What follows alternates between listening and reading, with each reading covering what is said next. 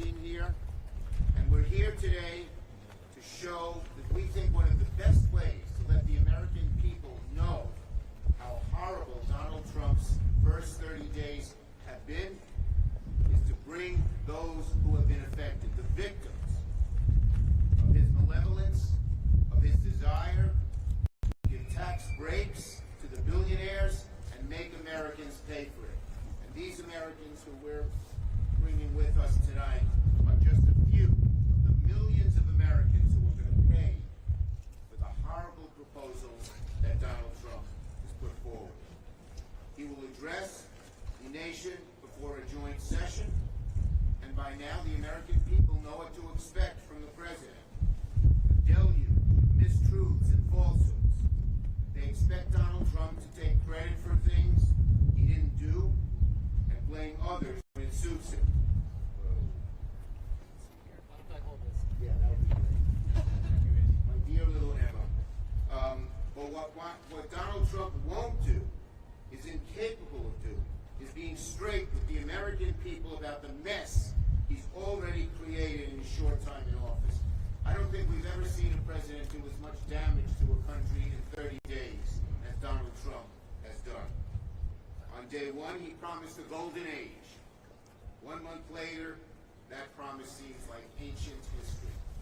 If there's any gold to be found in the Trump agenda, it's fool's gold. All glitter, no value. Frankly, when he speaks tonight, what can he possibly say that the American people should take seriously? Donald Trump has done nothing to brag about to make a huge mess of our country. Donald Trump said last summer, for instance, when I win, I'll bring prices immediately down, starting on day one. 1 month into Trump land, inflation has gone up. Donald Trump claimed the next economic boom will begin when he's elected president. But in 1 month of Trump, unemployment has gone up. He said, Donald Trump said grocery prices will come tumbling down, but in 1 month, grocery prices have gone up. Keeps going. Housing costs up. Diesel cases up. Vladimir Putin's influence up. So again, what could Donald Trump brag about tonight? That he's made inflation worse? That he started a trade war with Mexico and Canada? That the stock market is anemic? That he's best buddies with Vladimir Putin, one of the most evil dictators on the face of the earth? Or that maybe he wants to brag that he wants to slash Medicaid and Medicare and Social Security while cutting taxes for billionaires. Only one remarkable thing about Donald Trump's second term is how quickly he's messed everything up. And who'll pay the price? Not him, not billionaires, but working class and middle class Americans. So, like all of my Democratic colleagues here, we've invited guests to the Capitol. I am going to hold this up. This is Emma Larson. She's 12 years old. When she was 1, she was born with a deadly disease that affects thousands of infants every year. They gave her a year or two to live. But because of an NIH grant at Cold Spring Harbor Lab, this is Emma today. She's 12. She still needs a wheelchair, but she's in school. She has a 4.0 grade point average. She's going to parties and everything with her with her nice friends. I guess at 12 she's not so little. And she's thriving because there was an NIH grant. The nerve of Donald Trump taking away those grants that gave Emma her life and her happiness to make some billionaire pay even less taxes. It's just enraging. Okay. So that is why I have a bunch of guests that Alyssa Elman. Listen to this lady. She served in the burn pits in Afghanistan and got toxic cancer. She went to work for the VA. She was fired last week. They didn't tell her where she could, how she was fired, why she was fired, what she did wrong, why she was superfluous or whatever Doe says. They just fired her after sacrificing for her country. How despicable. Again, why? Why was Alyssa fired?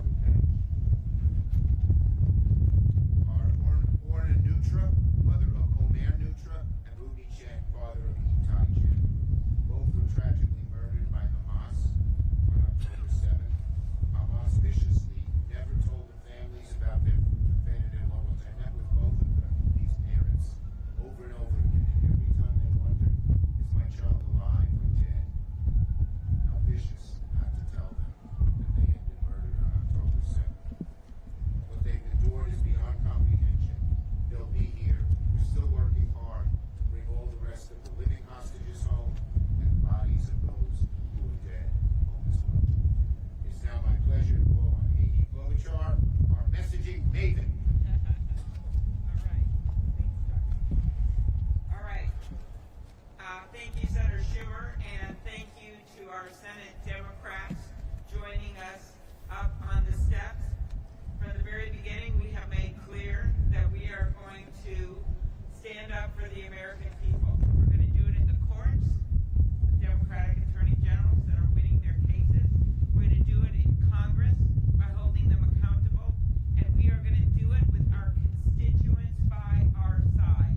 And you now see them turning out, and including some of the people whose pictures you see up here on the steps every single day. They are going to make the biggest difference. They are the story, not the politicians. They are the story.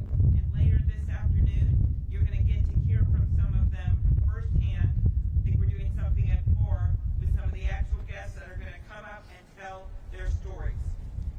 Whether it is farmers hit by tariffs, like my guest, this is Gary, third-generation farmer in Minnesota. I thought it was interesting. I just sent you one of the photos of him speaking out, because those farmers are not going to be quiet when these 25% tariffs on Canada and Mexico hit. President Trump can say all he wants in tweets, he can say all he wants in social media posts, but this is going to hit hard for our farmers and ranchers across the country. You're going to hear from people like Senator Campbell, who is a cancer researcher that I got to talk to last night, who had clinical trials that are at risk. Or Senator Gallego's guest, who is a veteran who relies on veterans' health care. These are real people that the administration is hurting with their chaos, with their tariffs, and with their Musk-led quest to shift $2 trillion from regular people to pay for $2 trillion in tax cuts for the rich. Americans who voted for the president didn't sign up for this. They wanted lower costs. What do they have instead? Ask the people in the egg aisle. Wholesale coffee prices up 23%. These are today's numbers. Lumber prices up 14%. Egg prices up 25% since the president took office. What is the state of the union, we ask?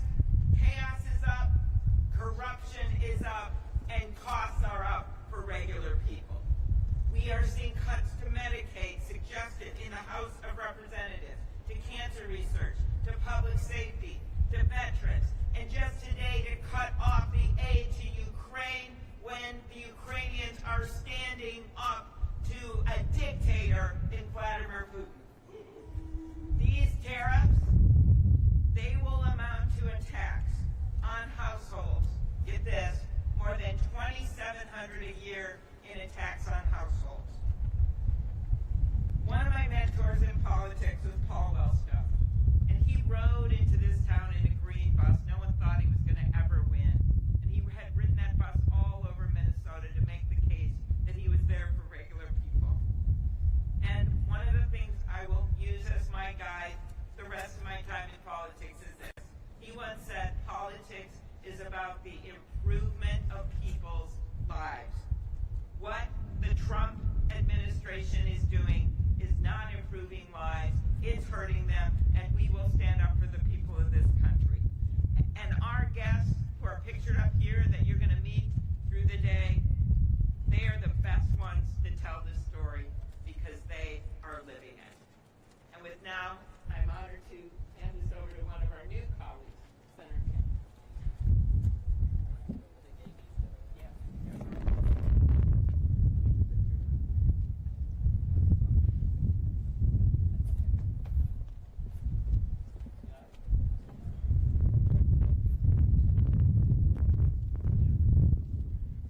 Good afternoon, everyone.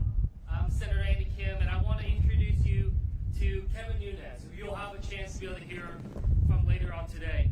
Kevin Nunes, 37 years old, suffers from severe cerebral palsy, is using a wheelchair, requires Medicaid for his health care, for his caregivers, for essential services and equipment, for him to be able to live the life that he wants to live.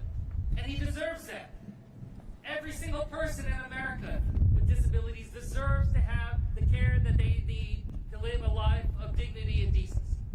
We are the richest, most powerful country in the world. We should not have to toss aside those that suffer from these challenges for no fault of their own. And I say that as a father of a polio survivor, someone who had disabilities over the course of his whole life. Now, Kevin is here because he is terrified about what's going to happen next for him. About how these cuts that we're going to see to Medicaid being proposed by Republicans in the building behind us are going to affect him and so many others around this country. In New Jersey, Kevin is speaking for 2 million people in our state who rely upon Medicaid for their health care. 1 in 3 kids in New Jersey on Medicaid. That this is so necessary for their lives, for them to have the care that they need. And to what end is that being threatened? To be able to give the billionaires, the biggest corporations, the tax cuts that Trump and Musk and others are trying to deliver for them. So we're going to have billionaires there in the State of the Union address tonight, waiting for their tax cuts. I want to have Kevin Nunes there, standing up, speaking out, giving voice for those that so often are being marginalized, so often being casted aside, the people that are not expendable, but those that deserve to have their voice heard in the people's house. So that's why I'm going to be there, standing alongside Kevin, standing alongside the guests of so many of my colleagues to raise their voices of what's at stake in America right now, and have the American people understand what is on the line and how their voice is necessary right now to be able to have the change that we deserve at this moment. Thank you. Now, our great new Senator, Blunt Rochester from the great state of Delaware. All right. Okay, I guess now the only person that's excited about Delaware. Thank you so much, Leader Schumer, and thank you so much to Senator Cory Booker for caring about Delaware. Appreciate it. We're gathered here today on these steps to shine a bright light on what the Trump administration is trying to do in the dark. Right now, people are feeling the effects of only, 6 weeks or so in office. And my colleagues and I are standing here with photos of the people because this is really about power to the people and not power to the ultra rich or to those who have all of the privilege. People right now are afraid, they're fearful, they're concerned, and today I get to bring a guest from the state of Delaware, my constituent, Laura Wallace from Middletown, Delaware. She was one of thousands of phone calls into my office as people were concerned about their personal data, as people were concerned about the services that will be provided to their aging parent or to their child. Let me tell you a little bit about Laura. This is Laura. Laura is a wife, she is a mother, and she is an advocate for parents, caregivers, and children across this country. She had a career as a toddler teacher. Those were her words, a toddler teacher. And she said that when she saw the amazement in the faces of young children learning, she found her calling.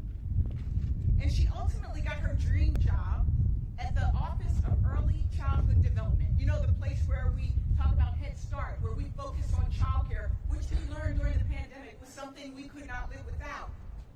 She also focused on the birth zero to 3, and sometimes birth to 5 program. And her job was actually to focus on efficiency, not like the Doge boys, but she actually was looking out for our taxpayer dollars. But as fate would have it, on Valentine's Day, the day that most of us receive hearts and cookies and things that show love, she actually received a heartless email telling her, quote, she was no longer fit to continue employment and that she would be terminated immediately. This came just days after her supervisor gave her an exemplary report of her work. Bottom line, Dr.